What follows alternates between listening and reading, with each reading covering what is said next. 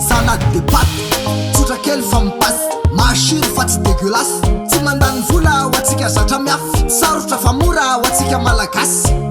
Zavatra ilaina de ty 500 grama macaroni, siramamy, sira persile, atody ray fragile, taux tactile, anakiroa tongolo oignon, vinaigre, poivre, fa tsy poivron, menaka atsasaky ny faefany, mifetra ny fatrany abetsany. Omila mampangotraka rano de asina sira le macaroni teo arotsay, avela 15 minutes eo amizay. Te anany oignon sy persile, vinaigrette eto zany ny style, alona anaty vinaigre, sira, poivre, siramamy, menaka kely, formidable. Ny atody tsy atao œuf dur, anaovana mayonnaise pure, ny tapotsiny tsy ilaitsika saingy azarina ny anjordira.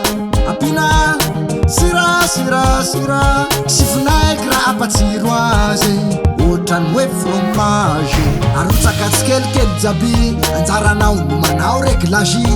Rehefa masaka ny macaroni, afangaro daholo de c'est fini. Raha mety aminao le filiny, de afaka apina sardine, izy to sy ny sisa fa koa masto, mange tout. Salade de pate, salade de pate, salade de pate, za mihinana.